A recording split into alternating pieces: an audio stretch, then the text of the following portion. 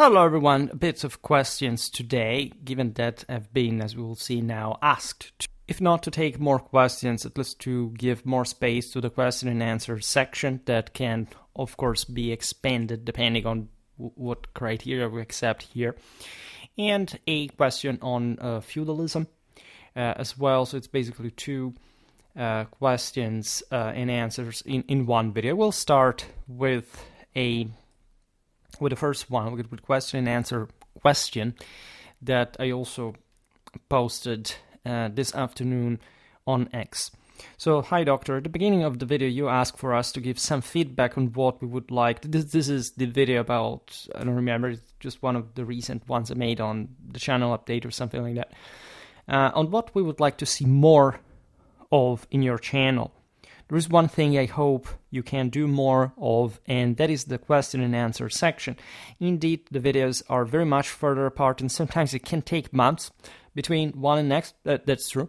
I suggest maybe leaving a slot once a month for a question and answer. It will be beneficial for everyone because it will increase your participation and outreach within with the community. I say this also because some 2 years ago you responded to one of my questions, question and answer 26, that significantly increased my appreciation of the channel. I specifically remember starting to comment more after the event, and I even shared the video with some close friends. Well, that's fantastic. So yeah, I don't know how many valuable questions you receive a month, but my personal experience, I can say it would be a considerable boon to the channel if you were to step up your commitment in the question and answer department. I agree. Also because I recently checked the question and answer playlist, and I realized that it got a lot of views. And I remember when I created it, I think it was a couple of years ago, but it has something like over 2,000 views of the playlist specifically, not of a single video. That's another count. And in fact, I've not made too many question and answer videos, like a few tens basically.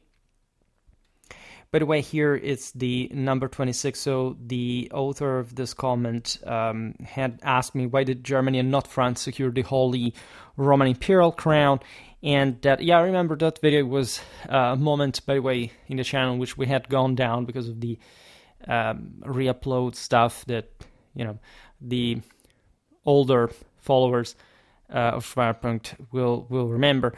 In any case, this is an important question because it is true that apparently people, and I saw it from the aforementioned playlist, people are interested in this.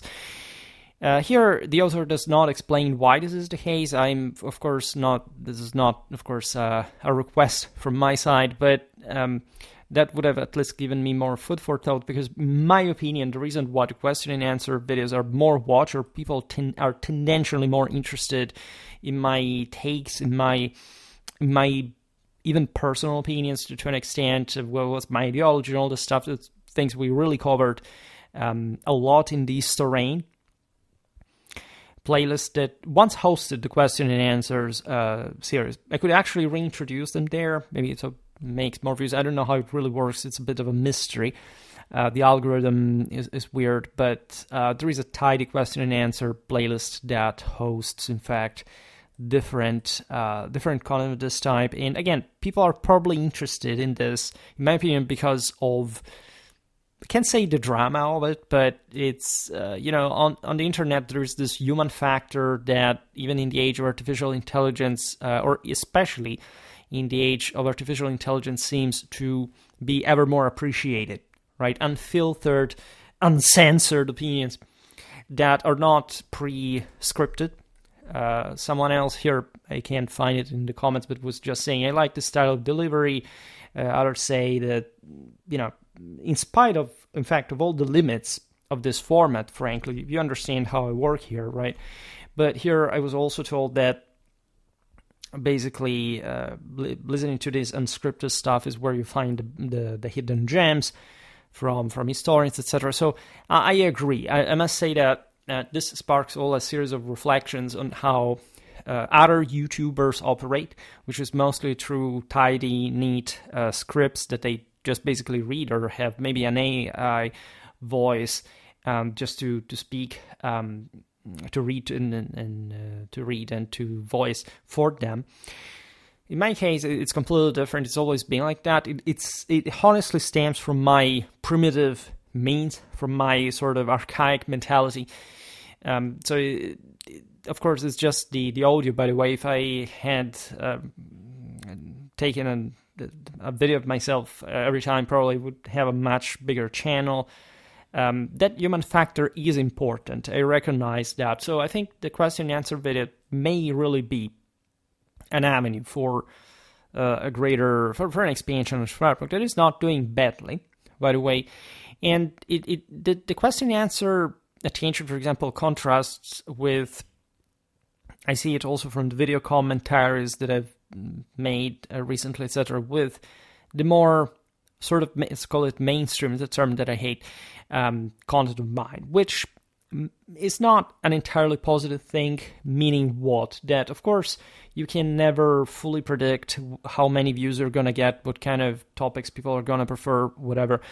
But there is a very important aspect in here that is to say, sometimes I see videos that make lots of views, and I can't understand why, even predicting that they would perform like that. But at the same time, I realized that, I don't know, maybe the days before I had done well, right? I had made very good videos that say that I'm also rarely satisfied with from my own standpoint.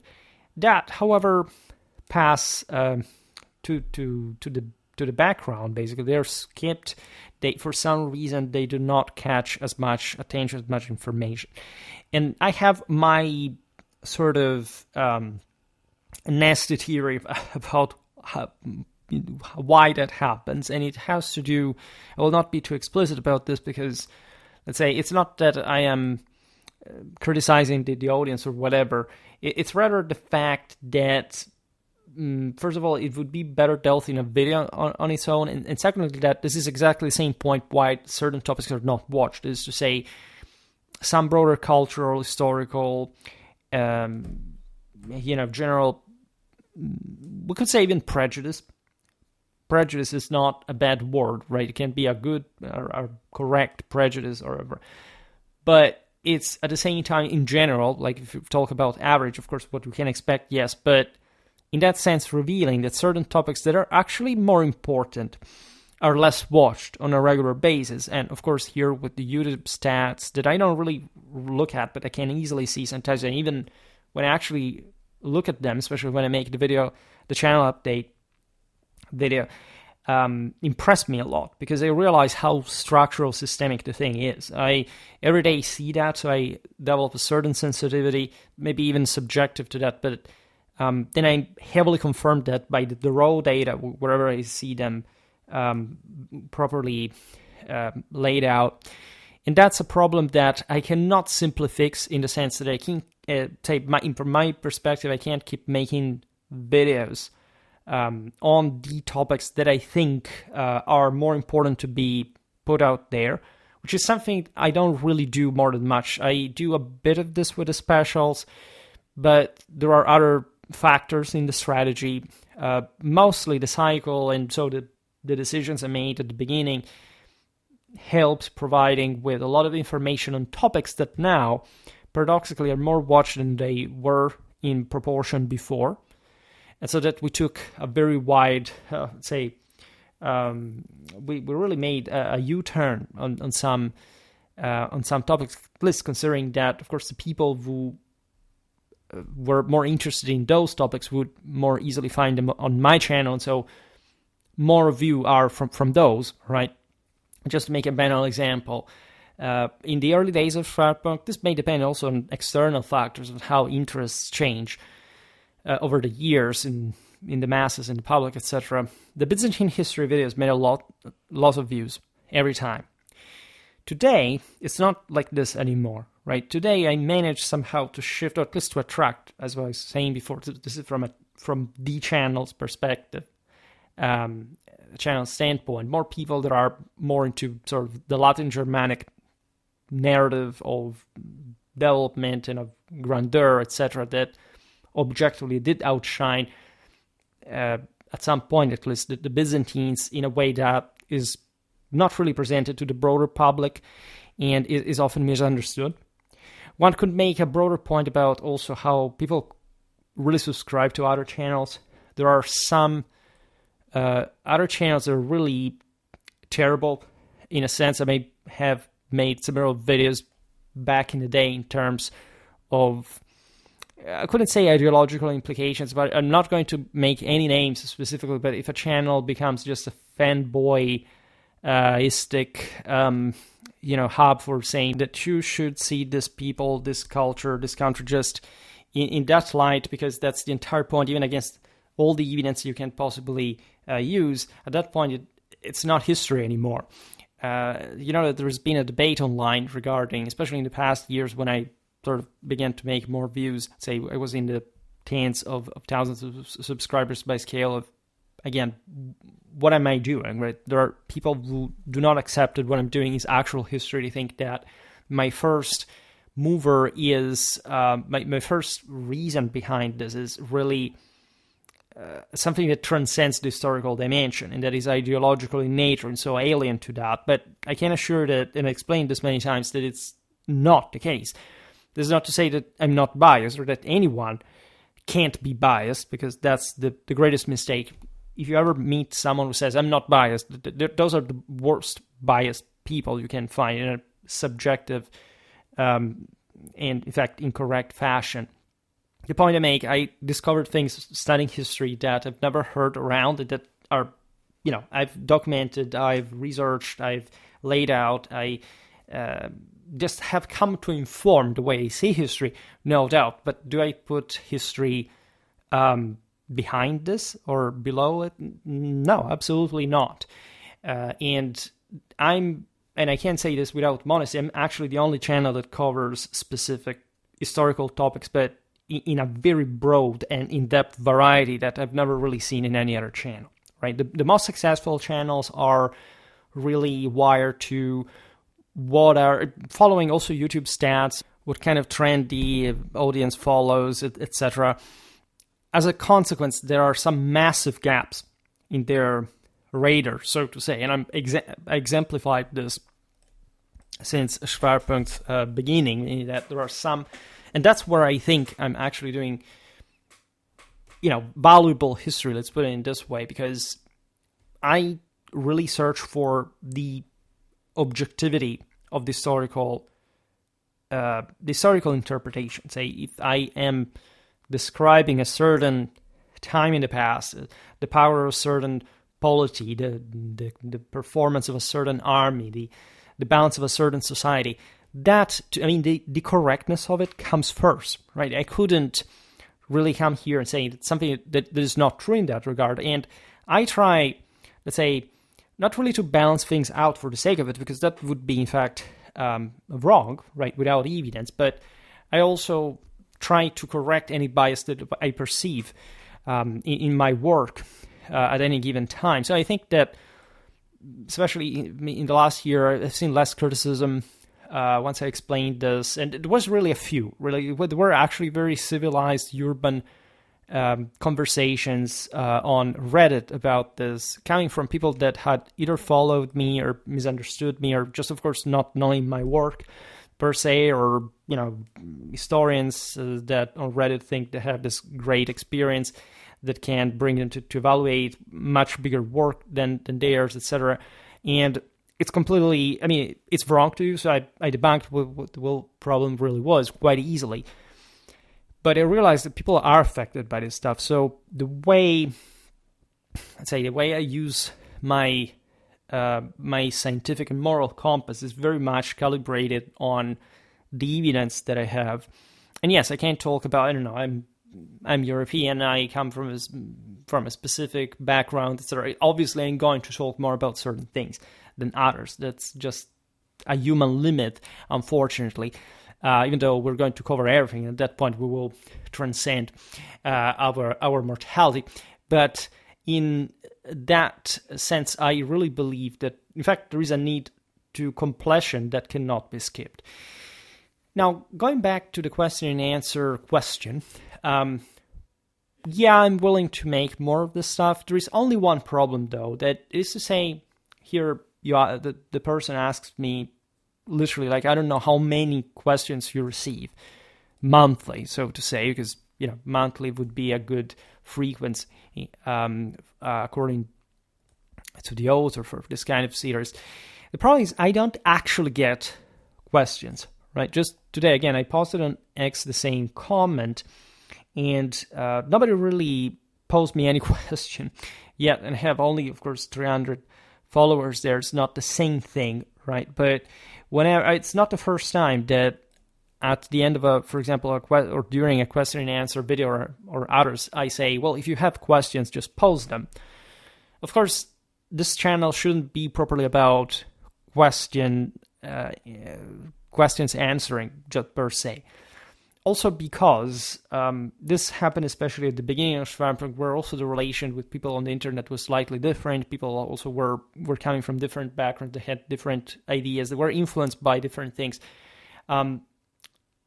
I've seen it, and I see it still happening in other channels. Why? Those channels that do not police the comments whatsoever, right? My comments are heavily controlled. Not that I spend really a lot of time, also because there aren't that many. And as a consequence, I think there are reasons why you do this. There are pros and cons. The cons of this is that my videos have not become some sort of platform, forum-like platform for people, for subscribers, for followers to comment on it and to criticize one another, me, or whatever. So this is more just like a channel of silent listeners that, as a consequence, however, do not make too many historical questions. Once someone years ago told me, we don't ask questions because you say yourself everything that is needed. Of course, this is impossible. And with the answer, for example, I will answer with the question I will answer later, you will see how that happens. I think the best kind of question you can make is a relatively unspecific one. I mean, one that is not simply something you can Google and find out by yourself, or making just a specific research and telling you. Because, let's say, in order for me to make a video, of course, the question must have a value that matches the one of me making that video, right? So if you are, I don't know, sometimes I receive very interesting historical questions that I also at times didn't know the answer of, or at least I could have searched for it, but in fact I had other things to do, and the same historical question, that is to say, I don't know, do you know of any particular unit that went to the Indus in this specific years? Because, I don't know, I like that kind of punctilious detail, etc. But would I make a video on that? Well, no, because also in the moment in which I find the answer, it's obviously history always gives you enough room for maneuvering, let's say, to the point you can make an entire video out of such random topics, right? But my videos, as you understand, tend to be more useful to focus some broader questions that people at times think they are so niche, so specific, so in-depth that they say, oh my God, this is already too much, even in that sense, or at least they don't complain about that, but they may, as I said before, skip this or that video because they don't. I was told recently, like, so I love your videos, but sometimes I literally don't know what you're talking about at the beginning, meaning that the user does not have enough background context to know the topic, and so they literally do not know what I'm talking about, even though they are actually, let's be honest, very always, say, important topics. I can't think of any specific, other than, I don't know, maybe certain historical unit types, etc. That those may be a bit, in fact, eccentric, but at large, like the topics I cover, it's not like, we will deal with this also in the next question. It's not much that they aren't famous or that they aren't studied. It's just the pop culture, social media effect, the broader generations that have been raised on the same YouTube that tend not to know much history to begin with. So I treasure my own channel in a sense because it's a place where I can talk about the stuff that, if structurally absorbed, ideally can really help lots of people to make up for those gaps. in their cultural background. This is in many ways also the reason why I do this. So aside from the possible ends and etc., there are many reasons for which I do this, but definitely that is one of the most important, one of the ones that you understand it is important. Then it's not like I'm thinking about this all the time, but it's become so habitual for me to talk everything that my next question is, let's hope they're going to watch it, because again, yeah, what is in it is important, but without reflecting too much on the fact that in fact there are many other factors that prevent people from being interested in this and even caring about that. So the question and answer video is definitely a good chance, a good occasion to deepen these topics, because as you understand, I make more than history in this video, some kind of psychology, because the first thing I've acquired some sensitivity to now that I can easily expand is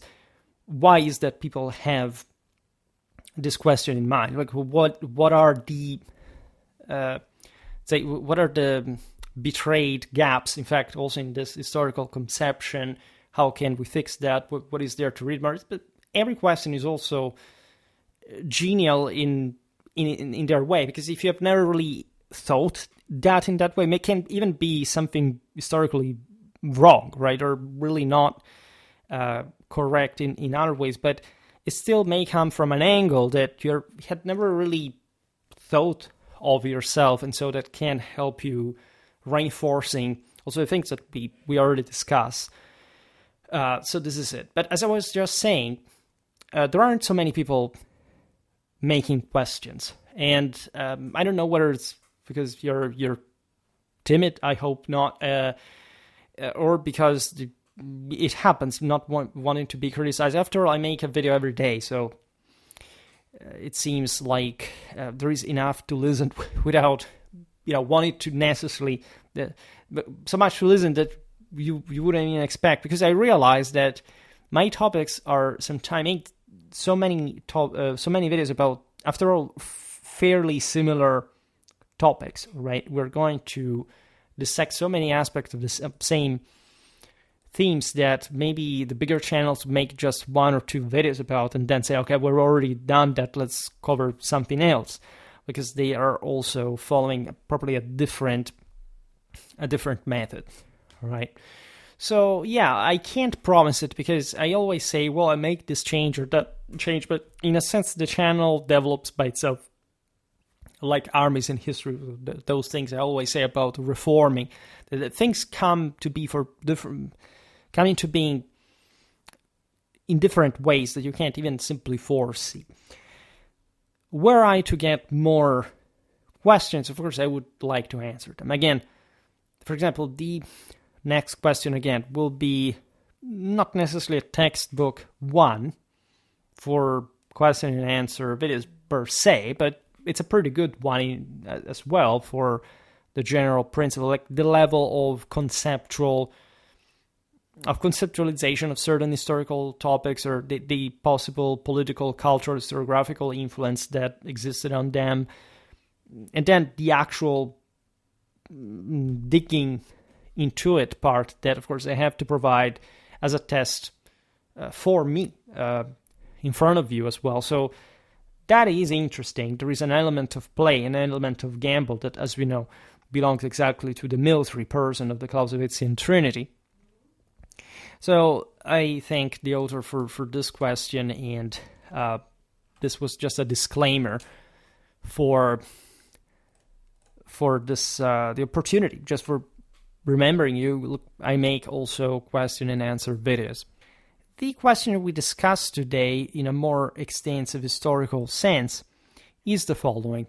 This was posted on that video on the other day about the richest European polities in the first half of the 14th century, which is one of those videos that I generally liked, right? I wish I had taken a bit more time to explain certain things, but fortunately we have arrived also to a time in Schwerpunkt where we made so many videos about similar topics that we do not require to repeat everything all the time.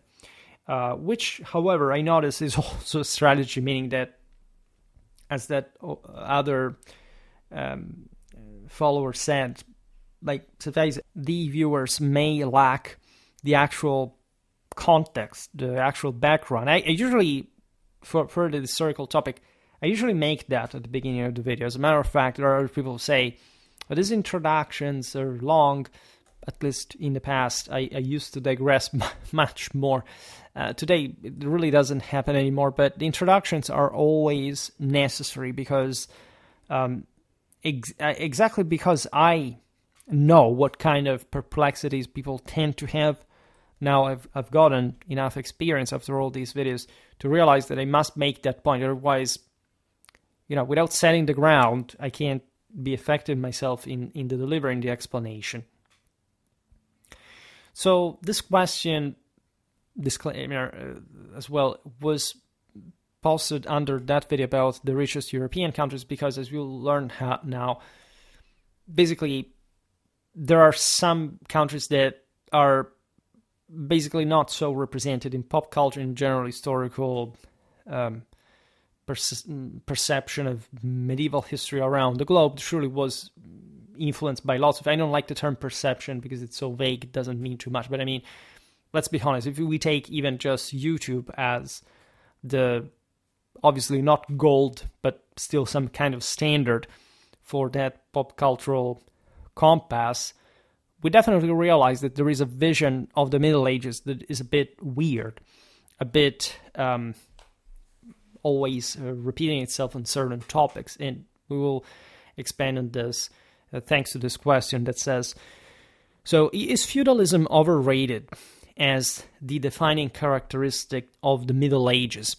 Here in Latin America, because of the influence of communists/Marxists/historical materialists, people in university settings think the most important phenomenon on the Middle Ages was the transition from the Roman slave economy to the typical feudalism of what now are France and Germany.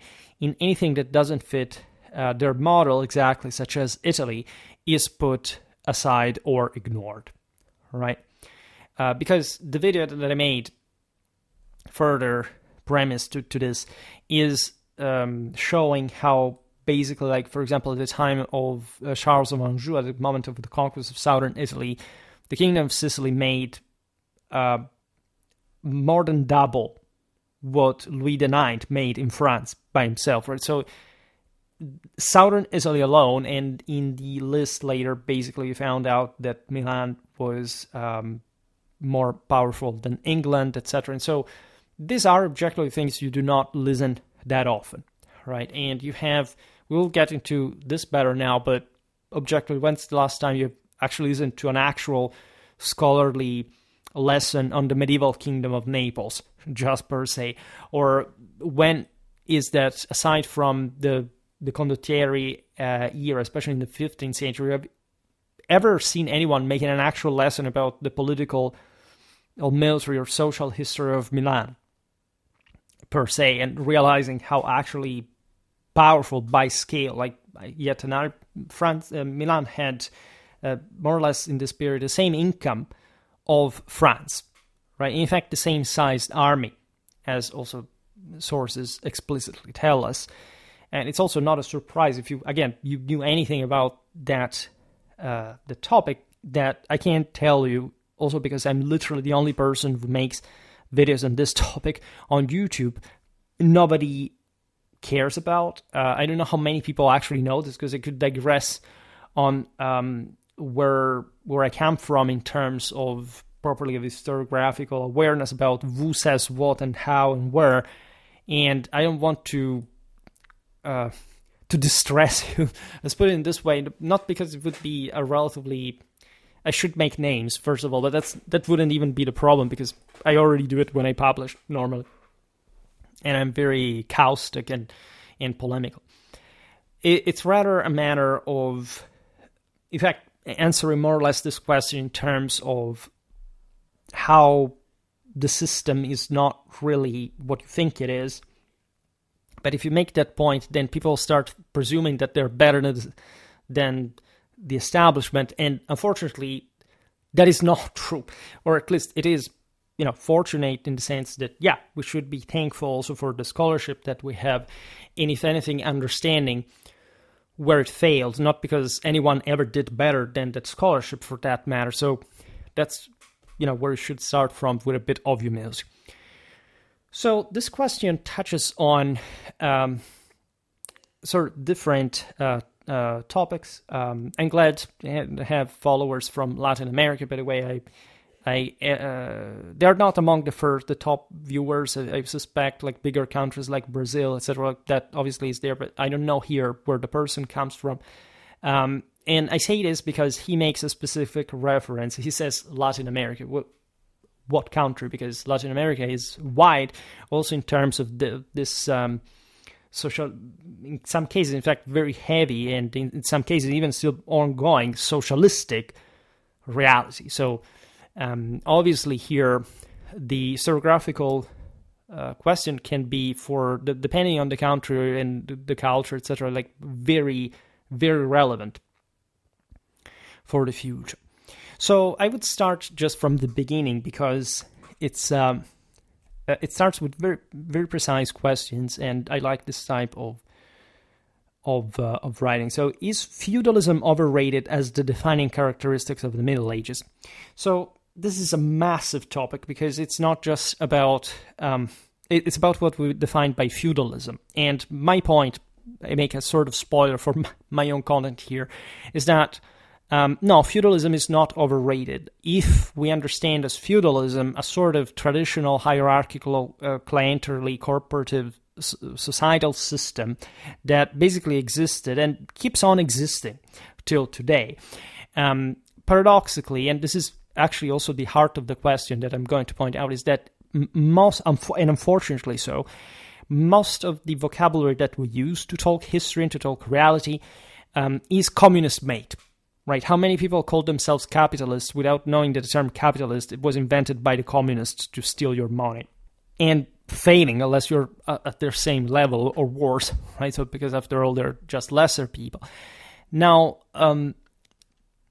so here, however, there is another layer too. So I will not digress on what is feudalism, the Celtic, or I will not do that. I made multiple videos on feudalism, maybe not too many, so we could come back on that. But if you are interested in this, you can check, especially my seigneurial era playlist.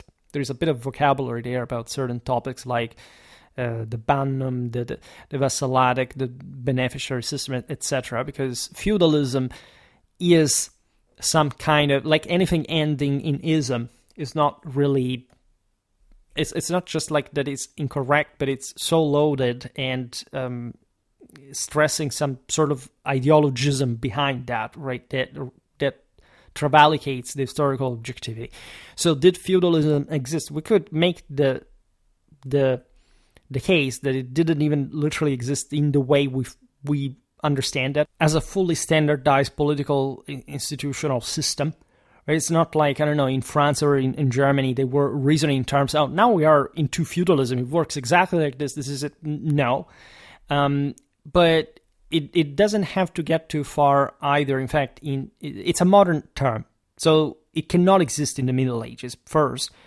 But secondly, it's like those people that make I want to be a medievalist 101, and I start mocking people who think that the feudal pyramid existed. Haha, look, these people believe that there was a feudal pyramid.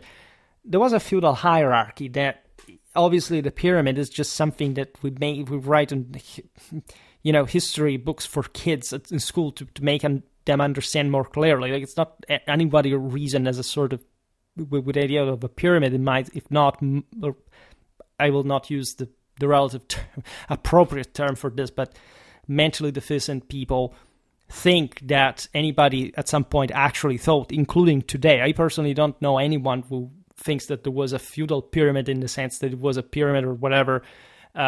Even other exceptions, like, I don't know, the Duke of Normandy was vassal to the Western Frankish king, but it was also the king of the English, and so it was more powerful. So this disproves the fact that it was a hierarchy. It doesn't mean anything, right?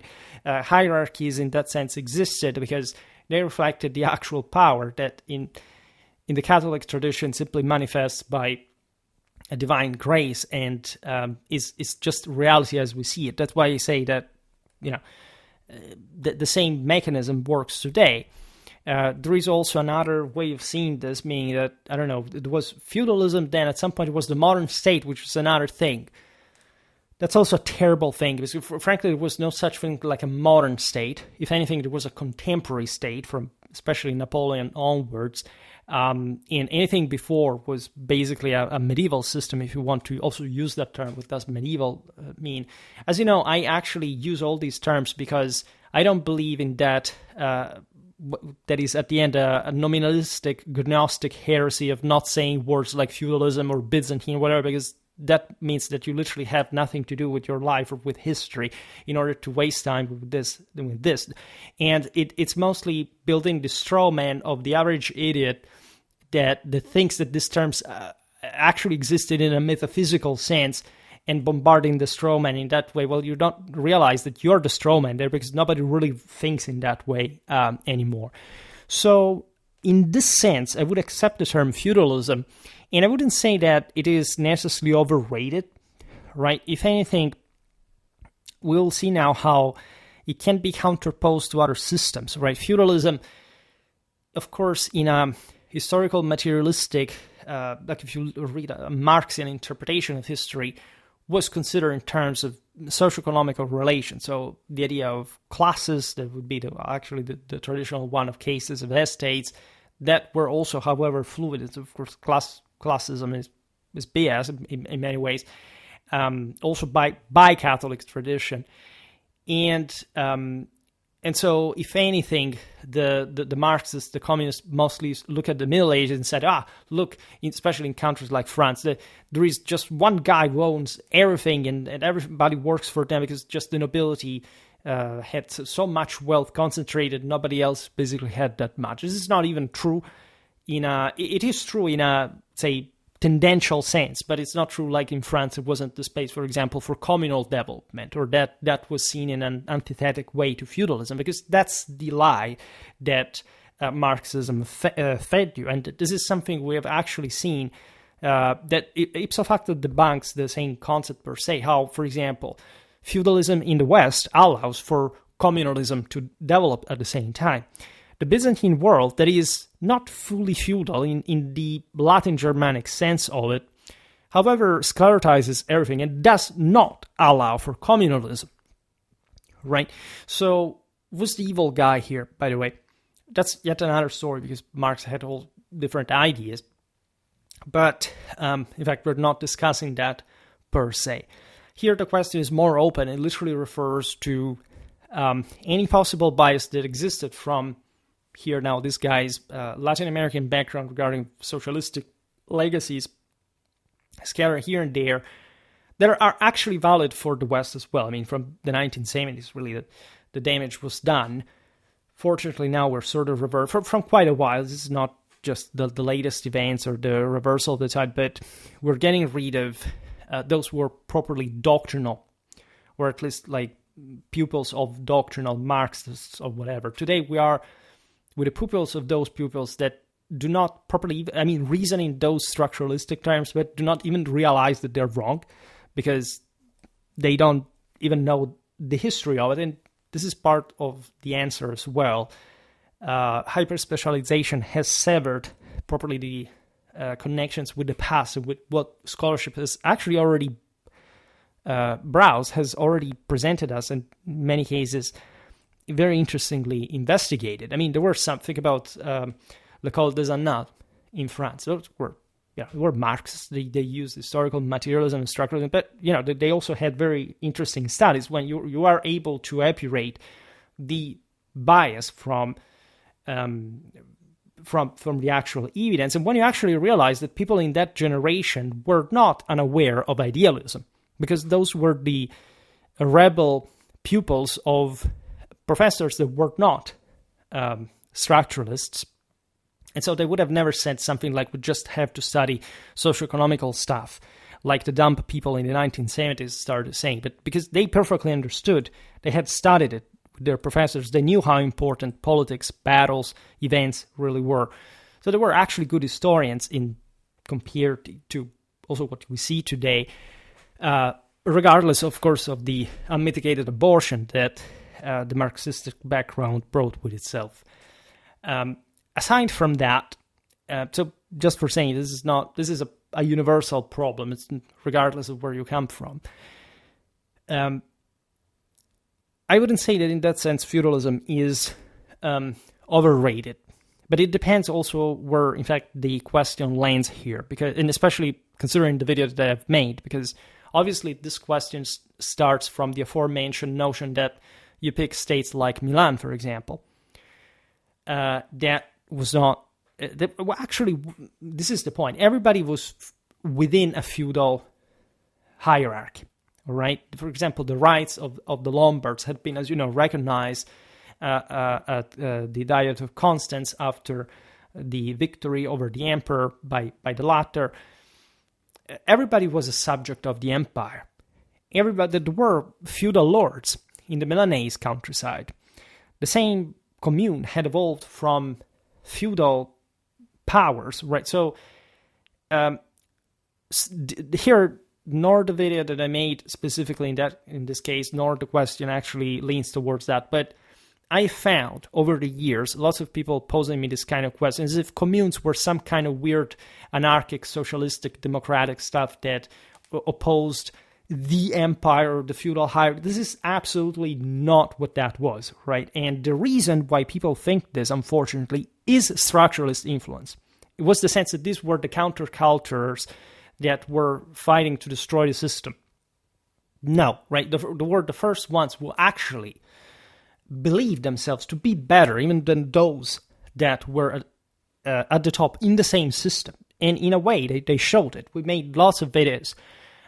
If you check the one about medieval Cremona, and the same symbol of the golden globe held by the Cremonese knight, and that was the tribute to the emperor that this guy takes for himself and to give to his fiancée, or the same concept of, again, of Romano-Germanic citizenship that was based on freemen, and all of a sudden we want to forget that had survived, for example, in the Italian communes, and that had actually died largely in countries like France and Germany.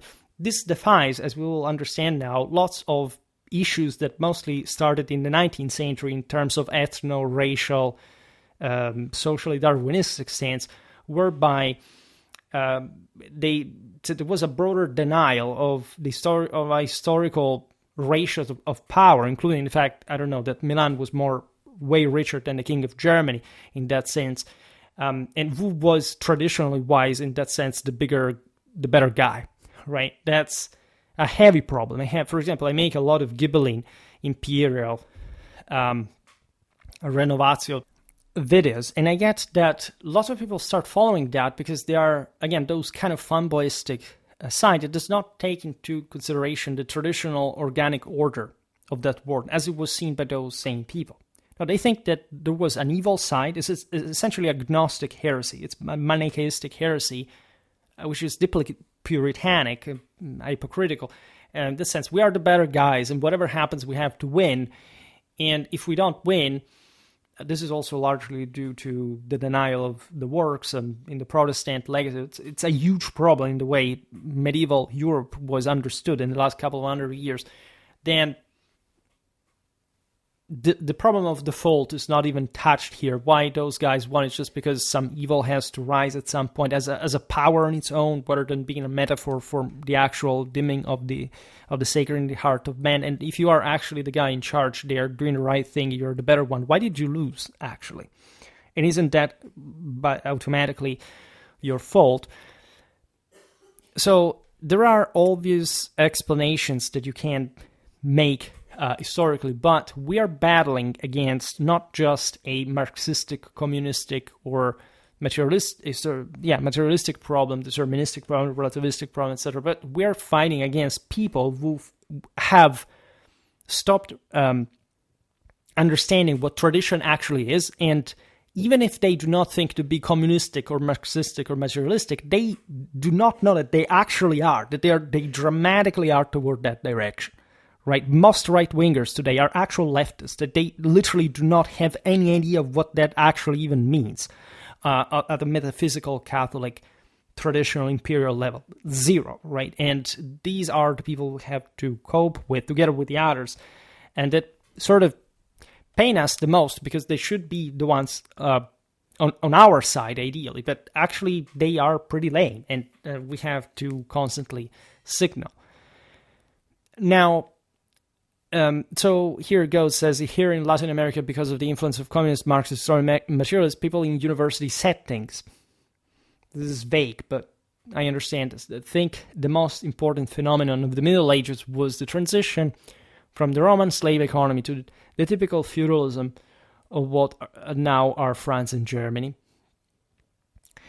So, of course, also in the Marxian theory, this passage is very much highlighted, and there are in fact even positive elements that they're not univocally like put in an anti-Roman or anti-Germanic way, for that matter. It really depends on the age, the time, whatever. In this case, the criticism was mostly, essentially, feudalism was a stage, next stage in the crumbling of a more centralized power with some kind of agricultural dispersion, etc. I will not here, this is not the point of the video, of course, digressing on the Marxian aspect of the story. The point of the question, rather, is interesting. It is to say that less, say, centralized areas, more peripheral ones, like France and Germany, historically from the Mediterranean, it's the heartland of the Roman latifundium, etc., developed some less stringent mechanism of societal control. Naturally, again, I'm not going to digress on how, especially why Marx was talking about this, because it's not like feudalism, etc., but that he had this idea of the progressive, he didn't have even much of an ethical consideration. It was just materialistically and as deterministically showing how different mechanisms will lead eventually to a specific stage of, say, of class rule and struggle, up to the ultimate idea of the dictatorship of the proletariat. Now, this doesn't concern us per se. It's not like it's not interesting when you compare to tradition and what kind of answers the latter has, like in terms of why things happen, rather, because it's not like history was here, considering the times, the 19th century. The insight on how things happened are interesting.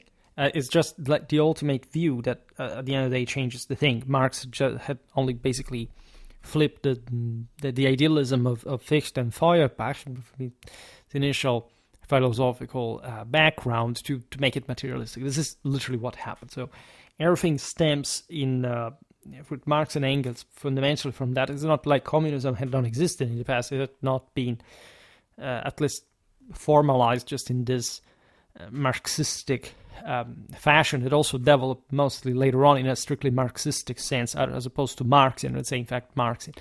Now, again, we are not interested in that. What we're interested in here is understanding. I don't know, again, from which country this person comes. Let's say, a broader Latin American background. I don't know about how universities work there, and I presume, of course, like they could do generally better, like in every place. But I'm sure that there are lots of faults as far as the historical, political, cultural legacy, and very often, in fact, the same socialistic one is concerned there, and so there can be such misconceptions. In this case, stemming from rather the fact, and this is why here the Marxian aspect is irrelevant, really, that the paradigm, that the point of reference for the idea of medieval society is just feudalism intended in that French or German societal model. So, of course, Marx was talking from different perspectives, talking at some point specifically about Germany, his country, and again, he did so in a time in which medieval studies were being fundamentally molded in a more acceptably in a more acceptable way, considering the standards that we still hold. So that's also relatively to put aside. However, we should point out that, of course, France and Germany were particularly different in medieval times. Yes, they were, as Transalpine countries, mostly coming out of the same mold that had been the Frankish vassalic beneficiary system, and so we understand as feudalism. But of course, German feudalism wasn't the same type of feudalism, or at least from a certain, surely up to the 12th century, was something particularly as conventionally different, and even after that, the outcome of this feudalism was not the great feudal monarchy. And in fact, national state that you see, for example, in France and England, that can be considered, as far as the feudal aspect goes, also in fact a Frankish filiation through the Norman conquest. And so, that on Schwerpunkt, I really tend to make a lot of comparative and diachronic history, and first of all say, let's wait a second, because here, in my own video, this is I have no criticism to make to this question whatsoever, but I want my message to be clear. Remember that my video here was talking about the richest powers in Europe here, of which France was first, except against Sicily, that was even more, right, at the end of the 13th century. Then Naples follows, and Naples is actually an equivalent of that feudal culture. At large, it had been founded by the Normans as a feudal state, so just like very similar ways, and the ones we see in England. It was actually a much more efficient system, especially in terms of public authority and concentrated power. That's why here Naples is still ahead compared to England. Then you have Milan, that is at this point a commune turning into a regional state, basically.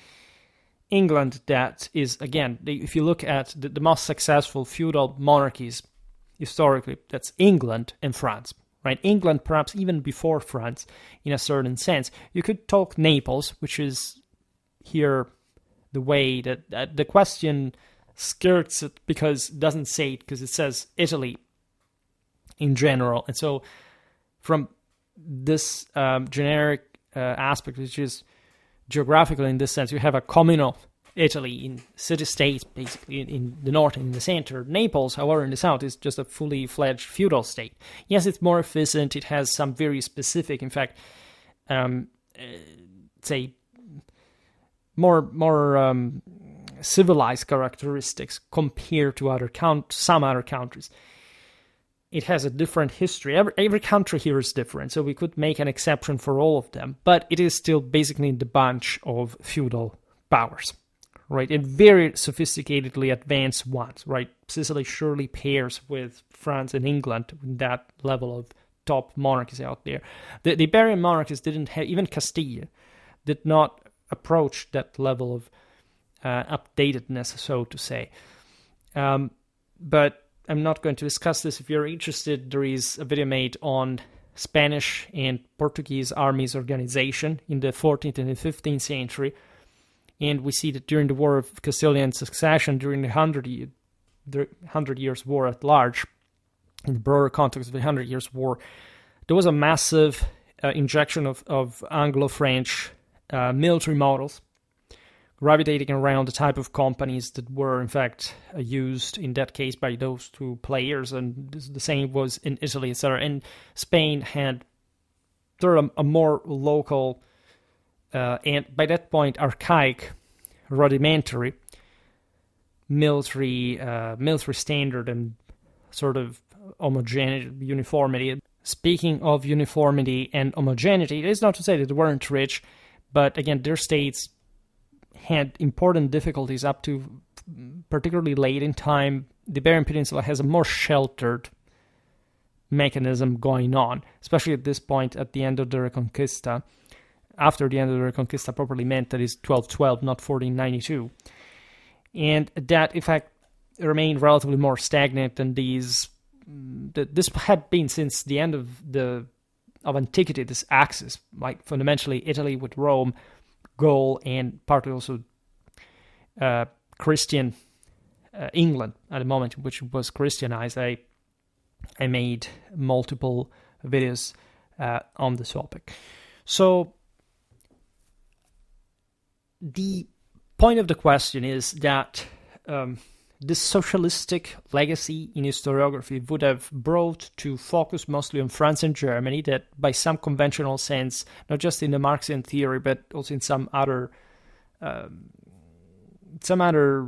contexts of the year and beyond, were taken a bit as the standard of the Middle Ages because of their fundamental feudalism.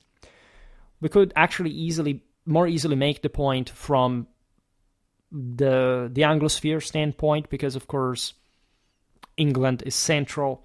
The Kingdom of England, its history, its feudal character, but also again its peculiarities. Think about the Parliament, the Magna Carta, the baronial, the deep differences with France in that sense, that had already from the 13th century, for example, a third estate was subcontracted for more centralized administration, whereas the English barons kept fundamentally ruling directly their own districts in the country. So it's a very different system.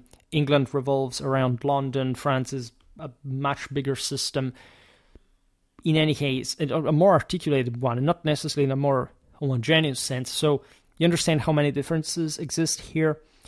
And so what I limit myself to observe here is how the author of the question conceptualizes the preponderance of a Franco-German model that we assume existed in the Frankishness, let's say, of those countries' institutional roots, let's put it in this way, that is separated from Italy, right?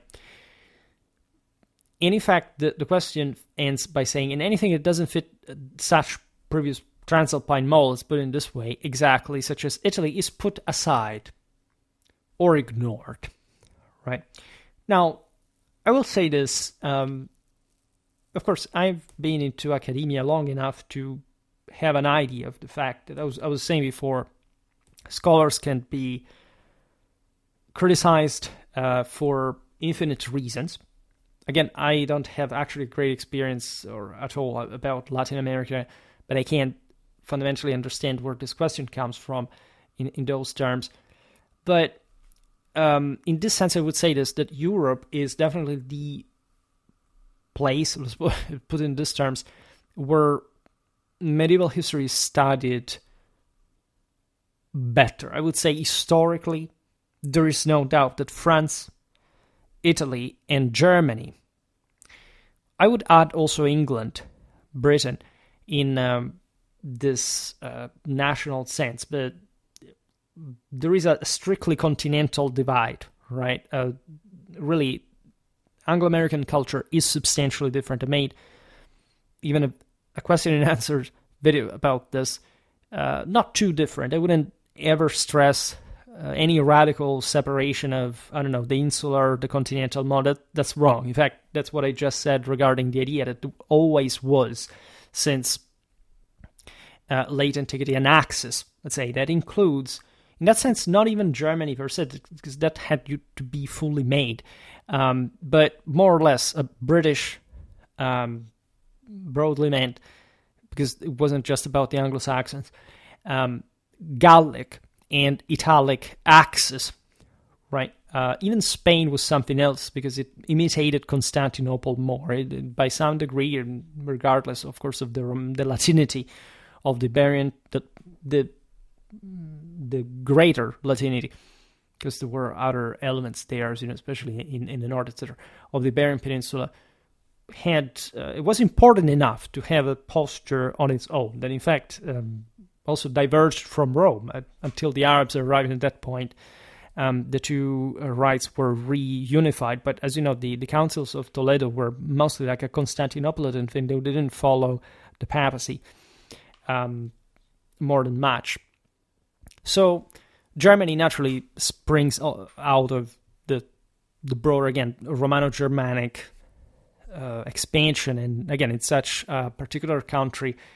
The Sonderweg I subscribe to for that matter, even though it can be interpreted in different ways. Now, is really Italy ignored? I wouldn't say so. I wouldn't say so at all. I mean, I think of course, I understand that the author of the question does not intend that here, at an academic level, Italy is put aside or ignored. I don't know what happens in Latin America, but I can assure that here in the heartland of these very countries, we do study this stuff a lot. All right, and our historiography is very advanced. Nobody, say in France or in Germany, would say, okay, well, we don't consider Italy in that sense.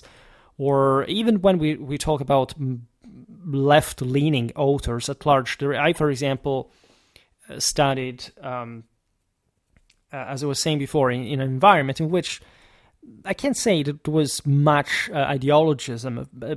Definitely most teachers were liberals in some kind of for example, my beloved tutor who followed me throughout all the bachelor, the master, the PhD, etc. I know, we have different political ideas, but she's a very good historian, right? She studied the Franks, the Longobards. So, I know that you can be a liberal, you can be, I don't know whether she may be even more left, because I never really asked her directly, but she may be more, when we talk politics, I realized she was more left-leaning than I thought. But hell, she's a great historian. I have some books of hers even here. I've never seen in her work any bias that derives from, I treat this stuff in a historically materialistic way, right? There is properly another level of scholarly quality that is perfectly aware of the centrality of every country in medieval history, especially in Western Europe. We are very tightly intertwined in this. Every country admittedly does different things, right? Every country has their bias. Every country surely does not see enough of the other. This is absolutely true. What I've tried to explain mostly on Schwerpunkt is how the Anglosphere that I absolutely admire, that I'm actually almost nostalgic of because of all the changes that are taking place, and not necessarily the last ones, but in general, think about all the even the identity problems, like the ethnic issues, immigration, etc. But let's say I truly want to salvage that to the point that I would never turn my back on them, right? I would think that would be too cowardly properly on the basis of our shared Western civilization that starts at this point, where the Middle Ages are that's where we all were in this national sense, also as far as what sprang out to the rest of the world eventually during colonial. This is valid also for the Iberian Peninsula, for Latin America. I think at the time I had to review a work of a Spanish colleague who specializes in the iconoclasm, Byzantine history. I come also from that strongly international background, for that matter. Even though I never really searched even for it, I always thought that, the Erasmus was a waste of time, and etc. But I will not digress on this. Now, while it's true that, again, at a high academic level, such countries are not ignored, that there is, of course, an awareness about the broader centrality of, really, on Italy, there is really much, right? It's just the broader approach that we can separate methodologically and in pop culture. Because methodologically, what happened is that there were, in the past generations, all those kind of ideological burdens, right? People coming from World War II and having had, a fascist or a communist background, or even before that, already socialistic ideas spreading, racialistic, idealistic ideas on the other side, etc. So that was already highlighted. It always existed, and it will always exist. What happened now, however, is that for all a series of reasons that I will not digress on, we are in a situation where we're so hyper-specialized that basically the average historian does literally not touch the history of any other country in any serious way from the manual of the first year of university. I mean, they can become ultra experts on a given topic that is very limited in time and space. They will be surely cultured enough to know that there is another world. I mean, even meme culture helped to do that. But in fact, it's just meme culture. It's not really a solid understanding of what was happening in other countries, right? I can't talk with some of my professors about other countries because they literally have never even done anything about other countries. Here in Schwerpunkt, for example, I've also studied really in a series where I published just about one country, with branching into other nationalities that mostly intervened as soldiers and as dominations, etc. But look at what I've been doing on Schwerpunkt. I mean, there is really a lot about all the countries that, in fact, we can't compare, that I can't answer these questions about. So this is lacking, and this is a problem, but it's not in the measure in which, like, there are other countries that are forgotten, especially when we talk about Italy or other Western countries. I mean, of course, maybe Poland is ignored, all right? There are also linguistic barriers because that's ultimately a very powerful reason. This is, in my opinion, very pronounced in the Anglosphere, I would say. I would say here also in Western Europe, it's not like we study particularly, I don't know, Balkan history. Or even, it depends, because there is a set of historical topics that people get fascinated by. And there are the more heretical people in terms of topic choices.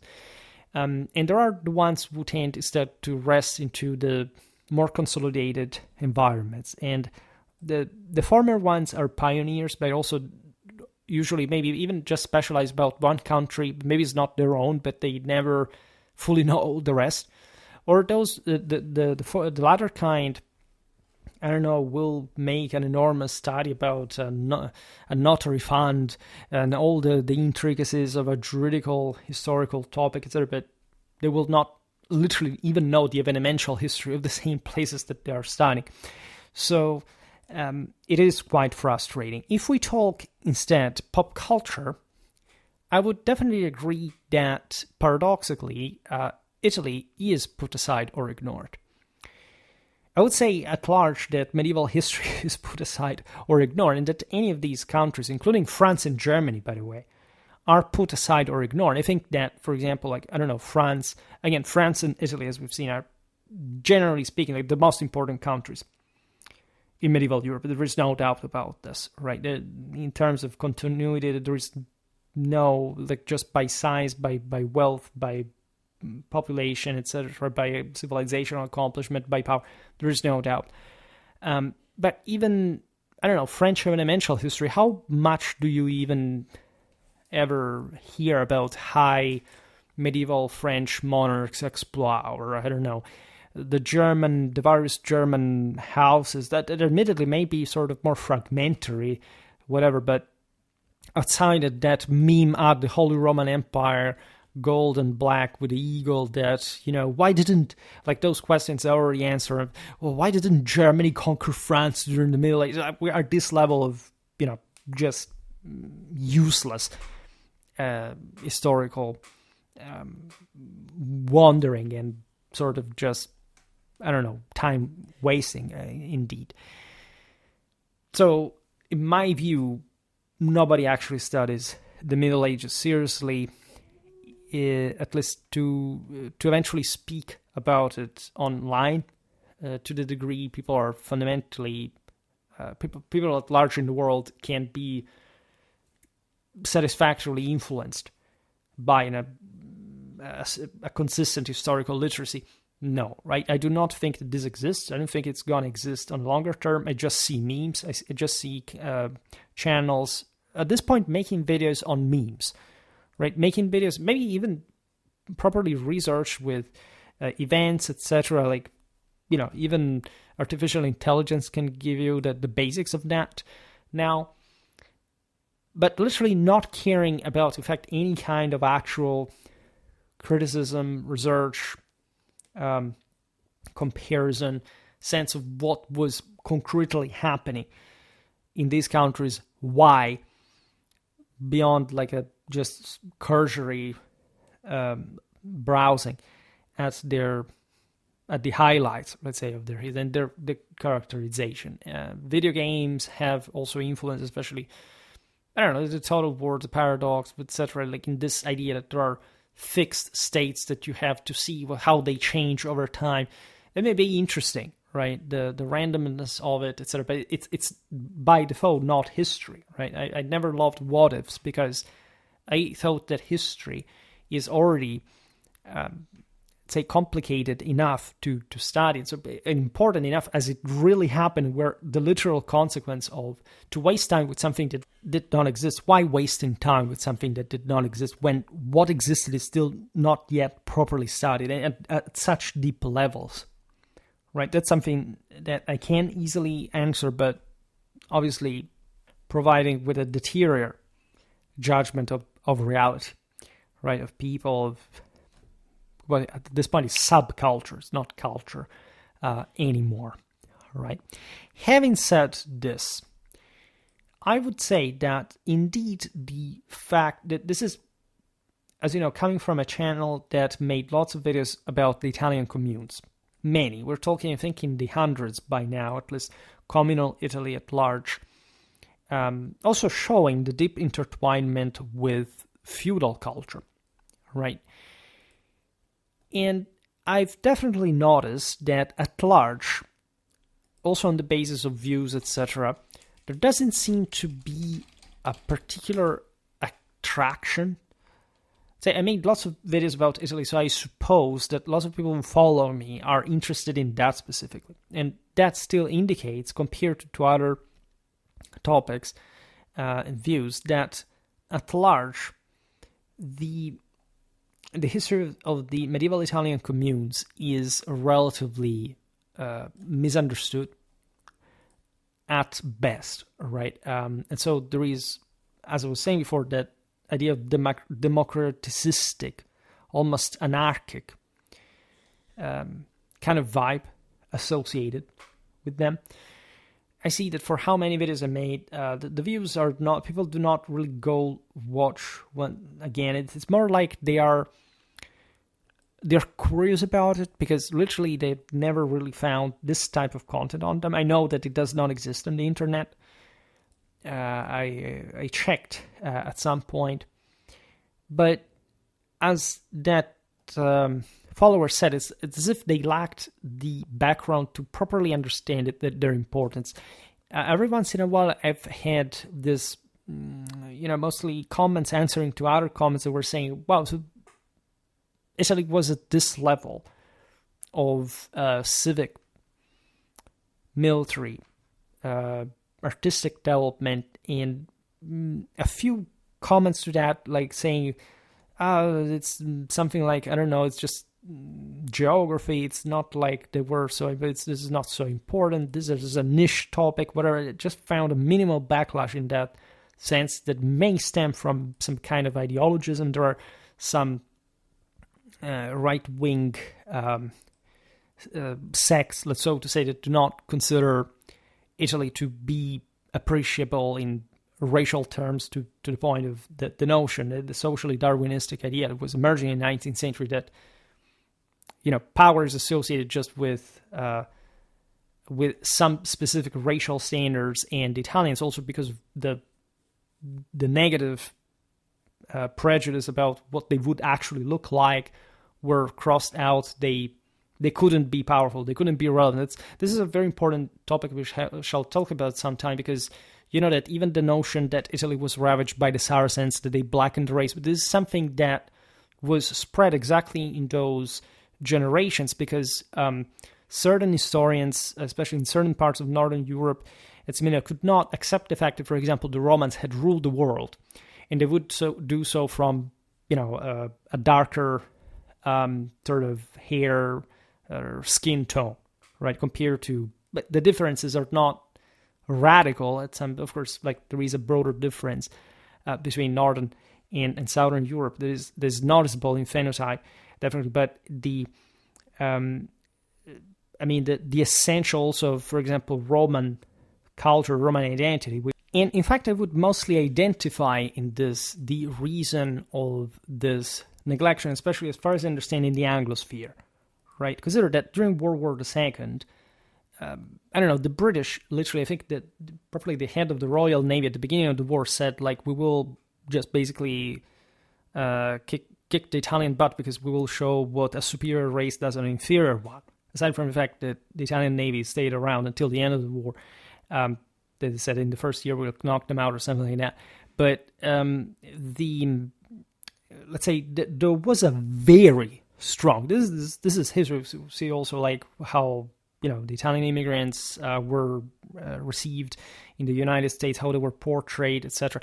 Because up to the 18th century, normally people coming from Italy were the elites, were aristocrats, were very rich, highly educated people, etc. From the 19th century, especially like with the Italian unification, basically the abolition of all the tariffs, basically the local protectionistic measures in southern Italy, that was the poorest and substantially poorer for Western standards went all abroad. Like Italians, I think, are the people that emigrated the most in history. And so there was that sense, exactly in the 19th century, with this foundational myths of national history, etc., were being forged for the medieval era.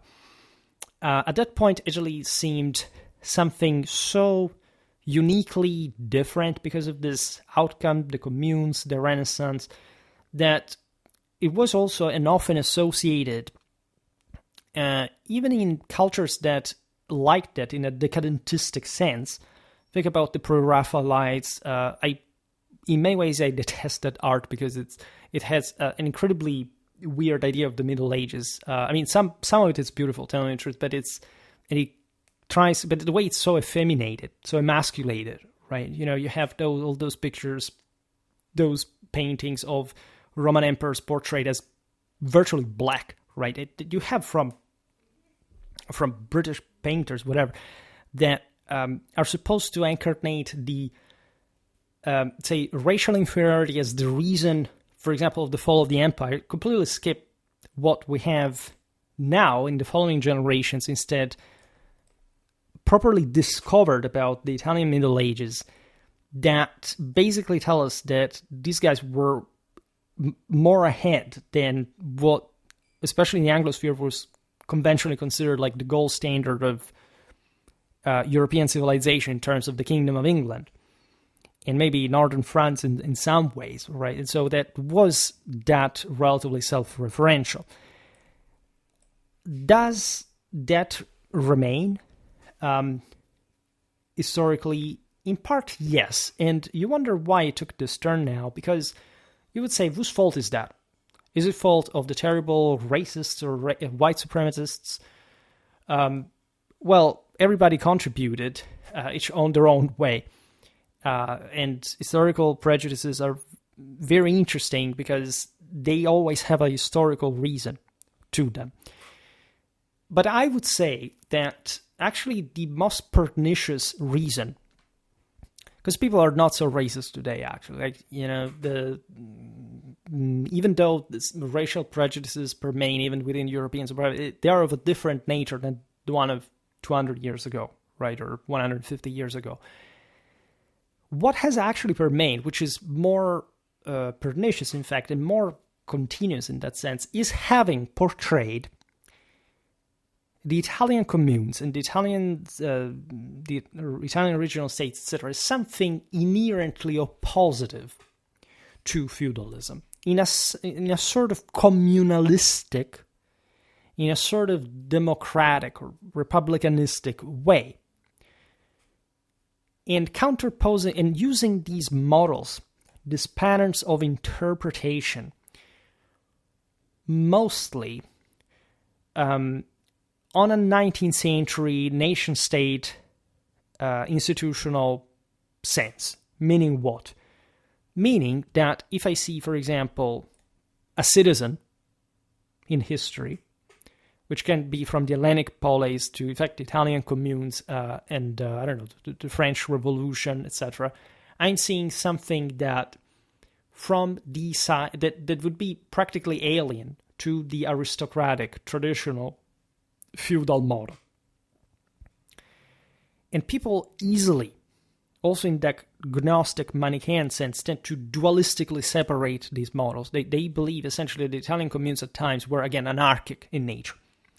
The Italian communes were absolutely proud and even loyal subjects of the empire. There aren't just the wars of the Lombard League. This is an important aspect to consider. What is actually taught on manuals?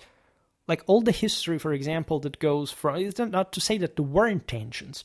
There were tensions in the Middle Ages. There were also racial in the traditional sense. They were ethnic in some ways. But they were not antithetic, right? These were all elements that were part of an organic society. The communes, say again, they managed to defeat the imperial forces in open field. They displayed a level of power that, again, stemmed from the originary idea of Romano-Germanic freedom that equates to nobility in tradition, in arms, right? So what we see, for example, in the Germanic tribes, in, say, Tacitus' times, that were already surely ruled by the aristocracies, just like the Roman citizens were in the peak of sort of civic liberty, let's put it in this way, were actually more similar to the Italian communes in terms of literal like political participation and ethos and military activity and sense of community than feudalism. Right? This is what happened in a sense to the same Romans, where the Romans ended up towards a more latifundium-based system that got ever more sclerotic, and it finds actually in the Byzantine world that ultimate depiction. In the West, there was a Germanization of Europe, and with this, some ties were loosened and re-encouraged that individual liberty and associational form. Well, the places where this actually sclerotized, where everybody was somebody else's person and worked just on the fields without much communal autonomy, comparable, by the way, to the one that existed, for example, in the Italian Peninsula, were countries like France or Germany. It's not even to say that they couldn't have a strong civilization on their own. They would, and in fact, this is the other point. It's not much just about a form of government or another, which sounds very deterministic and classistic and, in fact, Marxistic in that view of the world, but the pneuma, the moral force that agitates them, right? And so you can have, for example, France and Italy. There are substantially different political institutional systems that are actually the dominant ones in the Middle Ages, and even allied, right? The video I made the other day was explaining further what we already discussed in many other videos of how literally the brother of the King of France was the most elitistic people ever, could literally make their fortune and in business with the most third estate sort of wealth Tuscan bankers that would have some of the most republican regimes around and that were the strongest allies of this giant, the feudal giant that the Kingdom of Naples really was. Germany is also pushing for that more feudalistic approach in Italy, and it even succeeds in, say, in a broader sense, because also with the crisis of the 14th century, you have a re-privatization, a real oligarchization of many systems. You have the Italian signories. Regardless, these remain the more republican system, more egalitarian systems around. And they are characterized also by the greater degree of individual wealth in the world, uninterrupted from Roman times to the late 17th century, when the English and the Dutch surpass the Italians in per capita wealth for the first time. This is interesting because also from a moral point of view, I made a video about this when in some, this is not used universally, admittedly, and scholars are aware of this, but for example, the term of the Italian lords called as tyrants or despots regardless of the original meaning of tyrant and despot in the Hellenic world, and that is in fact something very different from a monarch, was applied in medieval historiography only to describe these Italian rulers in a way that is ambiguous, because they were understood maybe as more authoritarian, tendentially lordly figures. In fact, like the signori would become to an extent. But in that sense, at most in comparison to the local, again, republican and most egalitarian system in the Middle Ages, right? If these lords were despots or tyrants, what were the kings of France or in England? They were radically monarchic systems with a much greater hierarchic, socially stratified body politics that really wouldn't change more than much, because also the liberties, for example, of the Magna Carta, etc., are just actually a failure of the English monarchy to become more powerfully concentrated, and they wouldn't really be solved until a state emerged in the later 17th century was actually more power concentrated that the monarchy had tried to be. In fact, in England, in the previous centuries, that had also started lagging behind in terms of political institutional development up to that point, with people that weren't actually freer or richer than, for example, the ones of the Italian states, also in the times of the so-called Spanish domination that controlled a good half of Italy, but mostly like in the feudal era. Well, except Milan that had been taken over, but also, I don't know, the Papal States, the Tuscans, Venice, Piedmont, Liguria, so were on their own. Now, this is, in my opinion, the important key, at least from my, again, continental Western European perspective. My impression is that the reason why it seems, in a broader sense, that the relevance in particular of Italy, but not only, here we should make maybe a ranking of this, is mostly due to the prevalence of positivistic and socially Darwinistic thinking that stemmed from a specific branch of Anglo-American and slightly also extended to other parts of Northern European historiography, to basically, I don't know, Italy at the time was indeed not particularly developed compared, say, to Britain in particular, but let's say to Germany and to Sweden, aside from the individual power, for example, of industrial German industries, we can't say that there were or still are particular difference in wealth. Italy still today is richer than Germany or Sweden, for example. And so at that point, aside from the various dichotomies, the idea of the north, the south, the fair, the dark, etc., that blend in between, it seems to me that it was mostly like a matter of, like, let's erase that for so long. The Southern Europeans were actually more, especially the Italians, were more advanced than these other countries, and that there is no explanation for them maybe literally putting aside or ignoring their history, not to show it. Consider that in every country in Europe, at the end of the 19th century, beginning of the 20th, the school curricula the school programs were really written in an extremely self-referentially nationalistic and also socialistic at that point, because the rhetoric was always blended direction. Like, school ministers literally said, like, we must just indoctrinate these people to be obedient to the state, to go to war for us. And it's not even that it was such a bad thing overall, because this was a moment in which the masses had to be schooled for the first time. This would happen in a very brutal, de facto industrial sense, without too much refinement and quality. But this is also what left enough imprinting in the following generations up to today among people that are objectively ignorant, have always been ignorant, have been just barely schooled, regardless of the collapse of the family and father in the home and more, that basically nobody has ever resolved, right? This kind of hatred between countries still exists in many ways. This is very occult to an extent, but it's still actually very strong. All those set of prejudices, of names, of actually wrong notions as well, are still pretty much alive. And in particular, like talking to many Europeans, aside from now the experience I have with Schwerpunkt from a historical point of view, I must say that there is an extreme self-referentiality.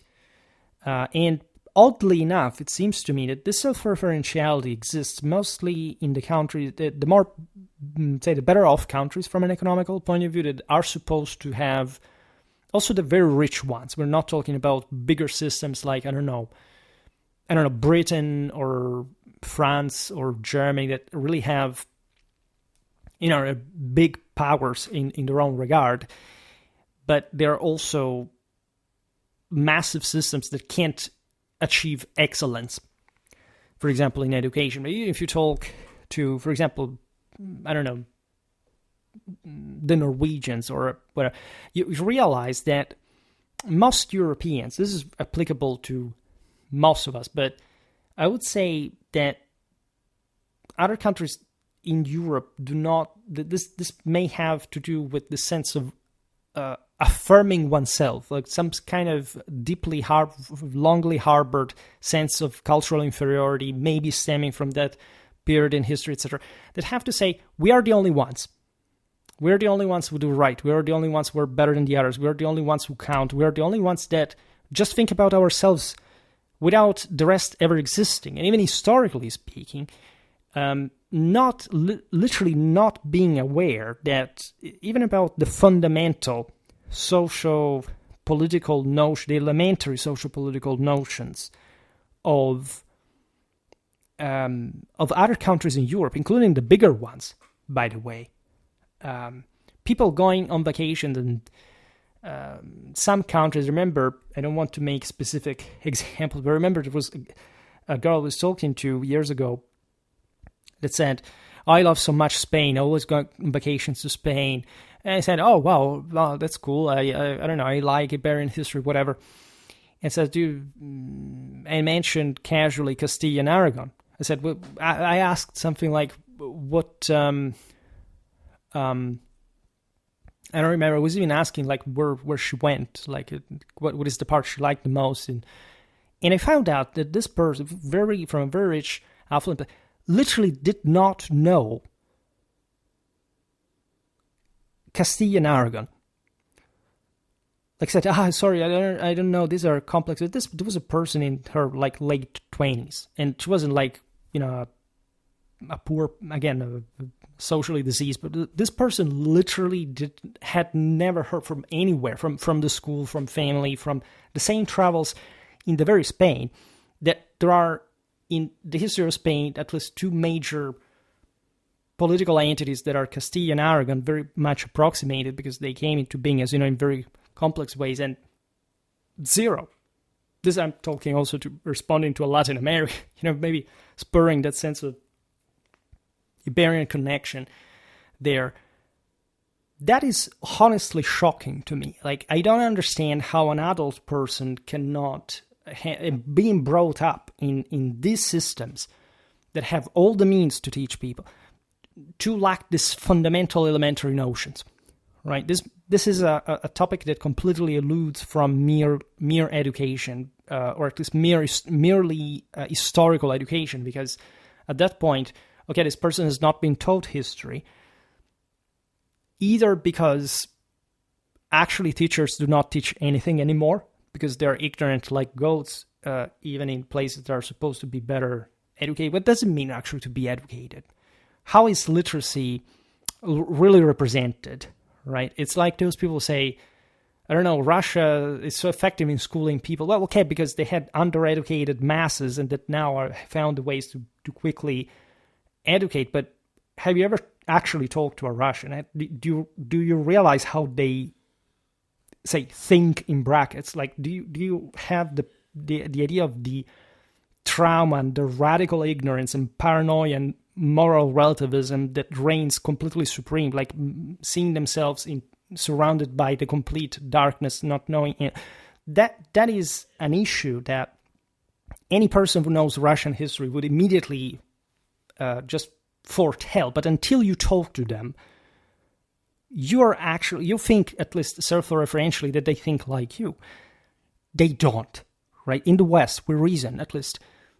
This is what scares me, that a person who wouldn't know such a thing means that is falling to the standards of inferior cultures, right? And this is all we had, like, to be superior to the others, to be better than the others, to be more effective than the others. And at large, it's possible, again, that the system still is, because maybe the people in charge, people are dumb, stupid, undereducated, even if they are well off, because maybe, you have a lot of oil in the North Sea that pays for that. But in that sense, like, you cannot sustain a society, you cannot sustain a culture with this kind of people. It's going to collapse eventually, because there is no moral backbone whatsoever.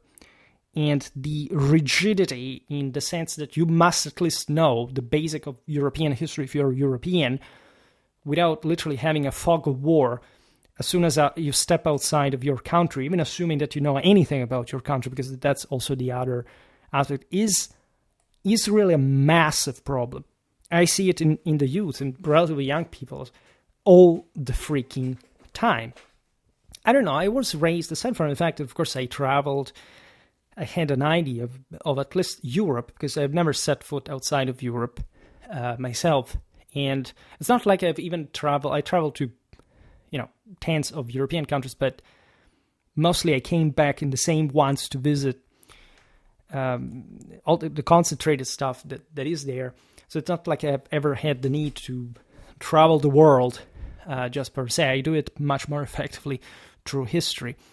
But it seems to me definitely that I was brought up like reading books, right? Even watching movies. I mean, even watching movies would give you a culture about different cinemas, different countries, different people. Not that it's true that up to the early 90s, we were different. There was a different cultural background. There were some cultural references that were much older. They were much more similar to the ones of our grandparents that they are to the ones of our, Generation Z, for example, that is just next to ours. So it's extremely weird to see this world falling apart.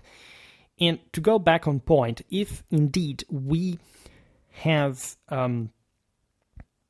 interiorized in a subjective, in a mass subjective sense that, for example, you can't go about medieval Europe without literally knowing what, for example, the Italian states were, or without knowing the differences between medieval France and medieval Germany, or without knowing, again, between Castile and Aragon. I mean, it's a bit difficult. You can't go anywhere in your life. And I mean it seriously, because it's such an area of knowledge that makes you connected to the political, international, and identity dynamics of the world. If you do not know that, you may even become a successful arguably, because this lame level of education is not just about history that is considered like a B-series subject in school. This is truly like, what kind of doctors are we actually going to have? What kind of lawyers are we actually going to have?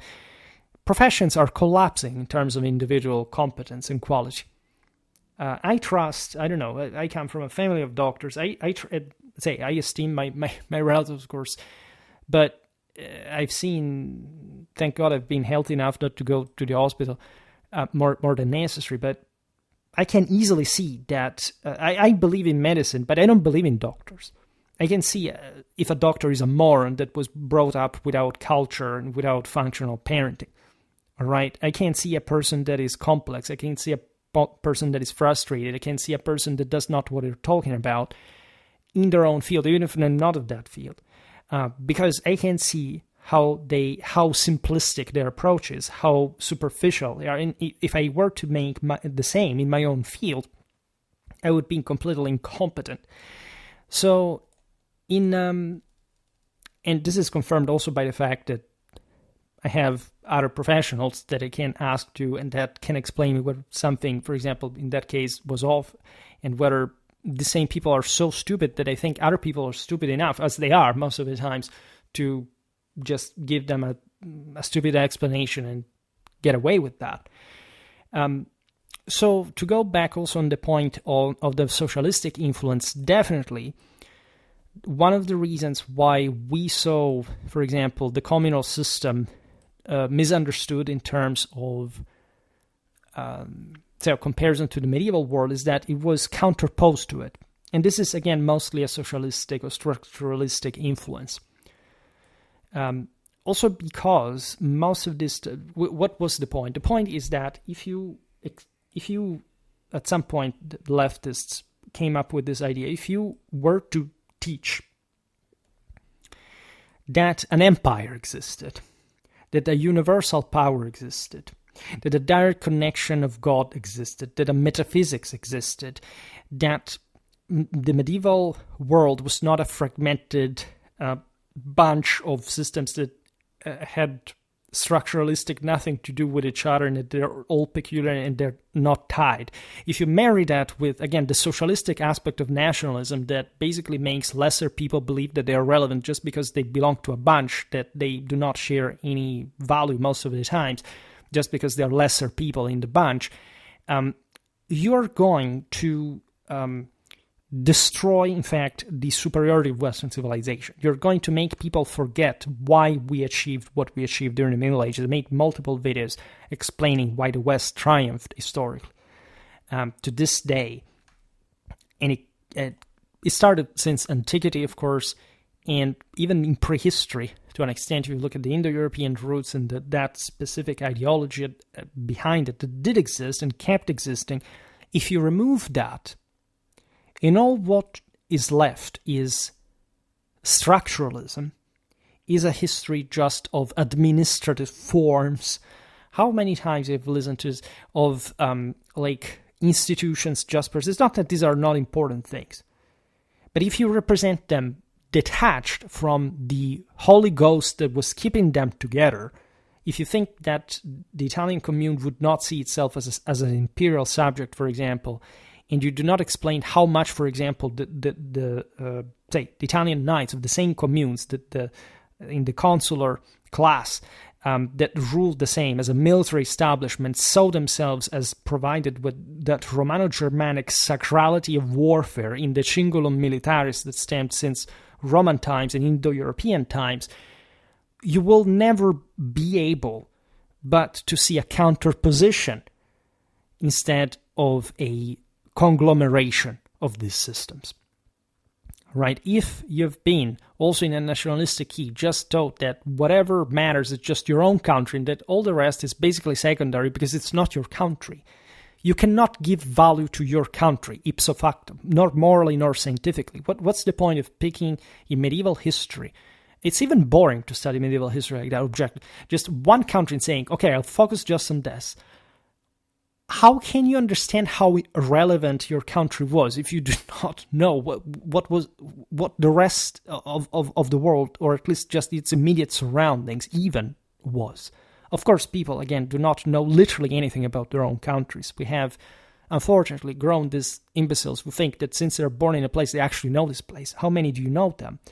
And this, interestingly enough, are the people who blend the most anti-traditional ideas in the form of ethno-statalistic, nationalistic socialism that, as a mass, a terroristic, leftistic fourth estate, lesser people's ideology that hysterically and frenetically shouted, wanted to destroy any remnants of the awareness of the existence of the empire, of the imperial Catholic tradition. It's obvious that this idea will always be further perpetrated to appeal to more people. Why all these stupid videos, history videos on YouTube that do not get anywhere, that do not actually try to explain anything, that do not express any higher idea?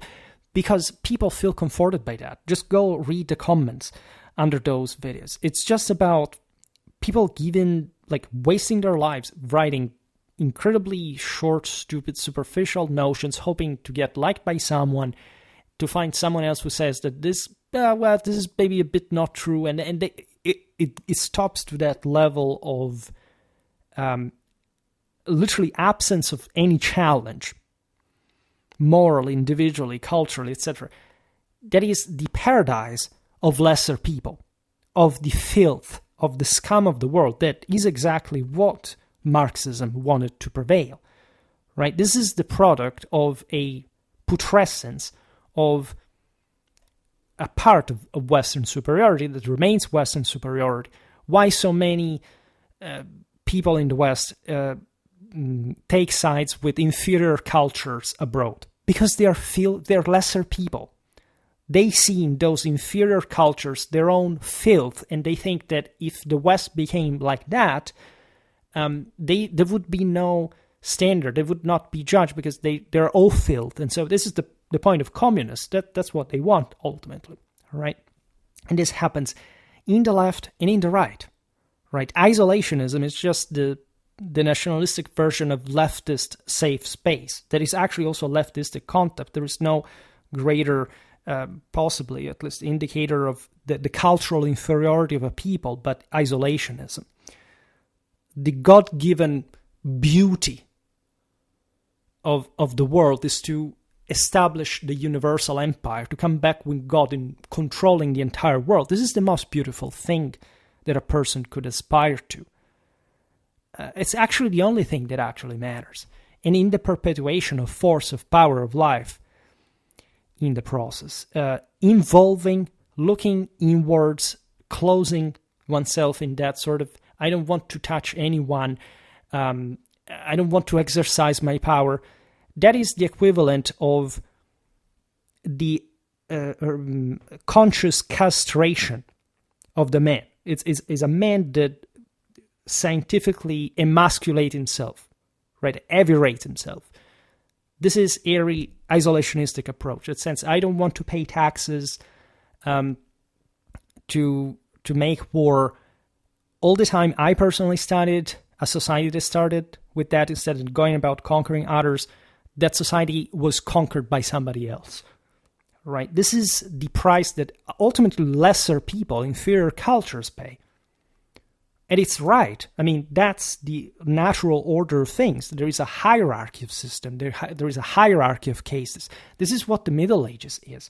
If you see this in a structuralistic, geopoliticistic separation of realities that apparently would have nothing to do with one another, they're not instead all part in the greater hierarchy of the divine, you will never be able to understand the Middle Ages, but especially you will simply sink into eternal death, right? And your existence will have been completely useless. And in many cases, in fact, it was useless to begin with, even when it was there, or at least barely, because we also have to be proper in a theological sense. That's not quite the same, but it's this is the actual answer to it. This is the actual issue at the bottom of it all. And I think that it's ever more evident symptomatically in our world, in our cultures. So this is the point. So the question, I don't know whether I dodged the point of the question by not saying that, yes, there's a socialist influence in the way, for example, Italy was set aside. Yeah, if you study that, I don't know, the Italian communes just as mercantile republics, which is why, they had a state, they had an army, they had landed estates, they worked like others. Why were these mercantile republics? What is that makes it a third estate dominated? Because they weren't. They were still dominated by the same elite that existed in the feudal world. So the question is literally, this is a classist interpretation. This is a very weird and ultimately, in a strictly traditional sense, belittling view of of a society. You literally want to lower it why it was actually outperforming these others. This now, not to say that forms of government, we said it before, are not fluid. They can't take on different characters. But again, why seeing, I don't know, the Italian communes not as same sort of republican forms you could see, for example, in Romanity, with councils of noblemen, with a shared sense of civic duty and moral commitment. It's just think of how differently views are. Like, from nobody cares about, this is also a leftistic legacy, for example. The Romans take over the Levant. It's okay. Have you ever met a person who made a fuss about the fact that Rome conquered Syria, Palestine, Egypt, Asia Minor, etc.? No, it's the Roman Empire. Everybody likes it. Also because, and they should like it, of course. And I just said, isolationism is one of, at least the first indicators of the deeply rooted inferiority of a culture. It's good that the Romans conquered the Levant. It's an incredibly positive thing. And I had never heard anyone making the case, especially when Romanity is seen as not as, in fact, a feudal empire, that you can't say, okay, it wasn't feudal like in the Middle Ages, but it was literally like a people, a natio, in a Roman sense, that conquered other peoples and ruled over them as the chosen race of God. Because this is how literally in their epos, in their literature, the Romans explicitly represented themselves as the only purpose of the empire, dominating the world in the name of God and transfiguring it all. No, it's Mary Beard's kind of history, or that kind of, I don't know, Rome was an inclusive and multicultural system. Race did not matter. All this we know that the Romans heavily discriminated from a racial point. They made an entire bit. They represented themselves with very specific racial characteristics. They had a very strong sense of genetic superiority and inferiority connected to phenotype. I, again, made lots of videos on the topic. Some of my most watched ones. Look at the video on the Indo-European legacy of the Italic people and so on. So, the Romans conquered the Levant. Never heard a single person complaining about this. Not to the slightest. It was fine. What about the Crusades? The Crusade, the worst thing that ever happened. All those damn Christians who were conquering those poor Muslims who were out there. What a terrible thing, the Crusades. Oh my God, how the Westerners did that. It was a terrible thing. Even, serious scholars making, oh no, they should have never done it. They came back from, admittedly, this was a socialistic, culturalistic thing. They came back just from the Crusades. The only thing they got were more in Europe were peaches from Persia. Now, those kind of things. What was exactly wrong about the Crusade? Nobody understands. The Romans conquered the Levant in the name of God. The Crusades conquered the Levant in the name of God. It was a very intelligent, obvious thing. You wanted to control more just the Mediterranean, the traffics, the Silk Route endings, right? Look, more people, more subjects. You wanted to reunite the world under a single Catholic power, reunifying East and West. Perfect, fine. This is literally what the Romans did themselves. They had the same identical idea of it. The Alexandrian legacy, etc. Just look at how the two things are radically misrepresented. And understand what, in this sense, whatever you thought about being deterior from that perspective about the Middle Ages was actually cool and right. And so you will understand that, of course, the feudalism and communalism coexisted. The actual characteristic of the Latin Germanic Middle Ages is that Western feudalism did not prevent communalism from spreading in parallel. Right? It is not to say that there wasn't a struggle between the two, but it was also intertwined, because the same people who ruled in the feudal world, even if we could manichaeically separate it from the communal world, were the same people. They lived in the same way. They were knights. They were the same people. And again, yes, there were different, as we said before. There was a different wealth distribution. There were citizens from one side, there were peasants serves one another, but in between they were basically the same, right? And the struggle here is not one of class, it's one of actual power, as one you would universally recognize. And actually, this got tougher. This toughened the system. I mean, like we've seen it in the videos about the investiture controversy. The fact that the papacy and the empire gave each other a tough time had nothing to do, first of all, with any denial of one another. The papacy and the empire needed each other like hell, all right? And they always had each other's back while fighting against one another in that ultimate universal theological metaphysical level. And without the investiture controversy, Europe would have not boomed in terms of law, of administration, of state building, even of armies, of the recovery of Roman law. These are all things, for example, that mostly do not pertain to the feudal world stereotypically meant, like the northwestern European timber-housed town, as opposed to a powerfully built, like, Italian metropolis, like with massive fortification everywhere, house towers, skyscrapers, massive city ring, 3-4 times city rings, dominating over other cities, over entire region. But this is exactly the point. The two would have not existed without one another. And this is the beauty of Europe, that we are like this because we are unitary while preserving such national difference. Because that's exactly the traditional order of things. Nations were seen, necessarily brought under a single universal authority, under a single empire.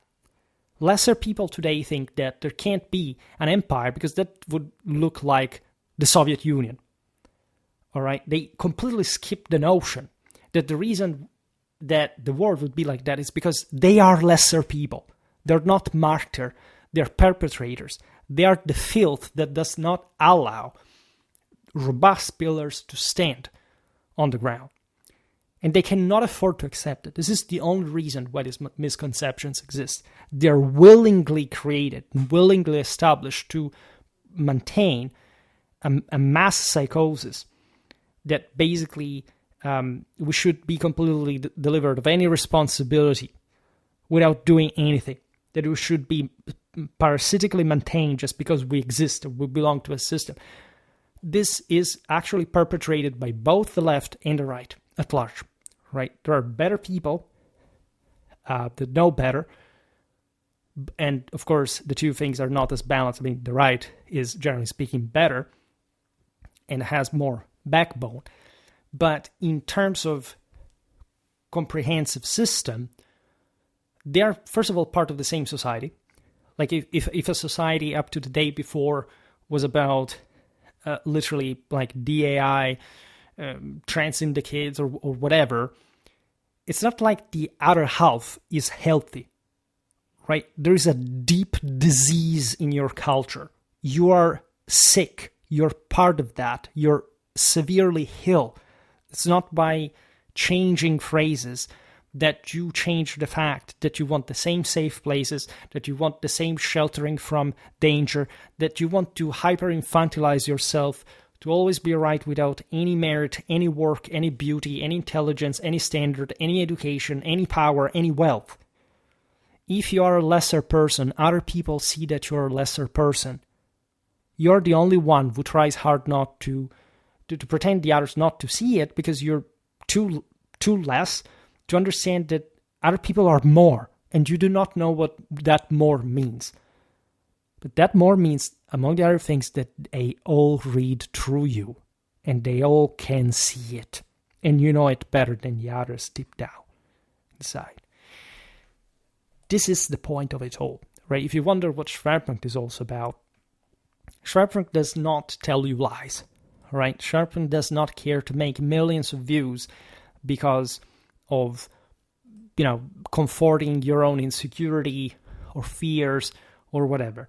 Schwerpunkt is here to make you face reality, right? And to seek the truth in the unavoidable effort that you must carry out in order to at least get closer to it.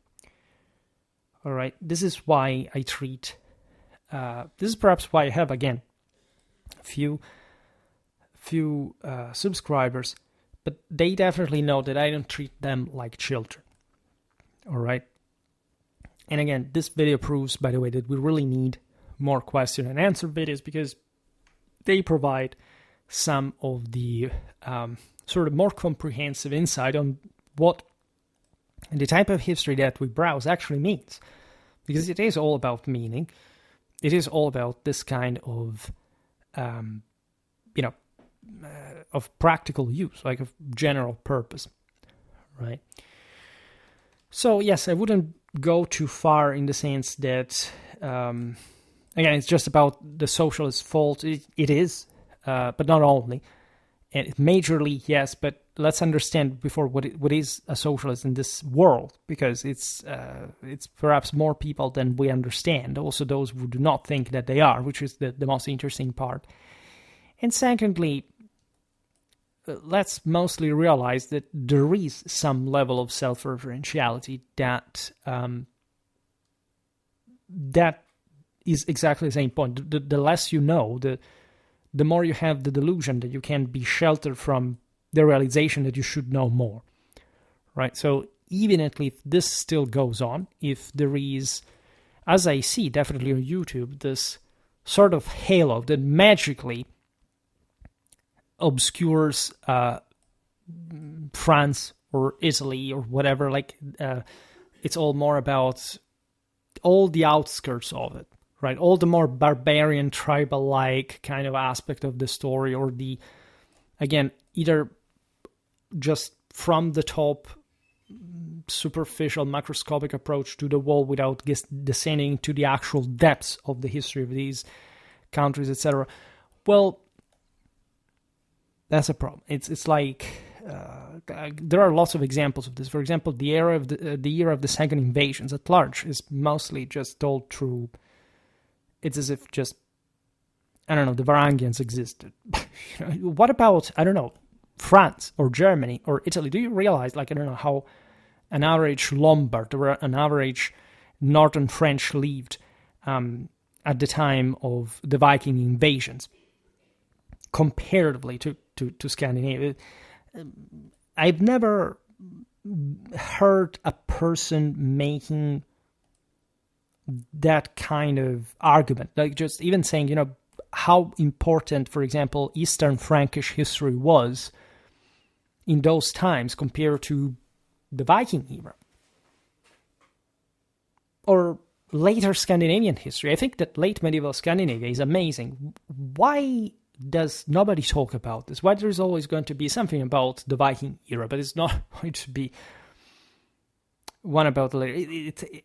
It is a problem because it means that people do not understand civilization but do not even want to know what it is because they feel threatened by its standards.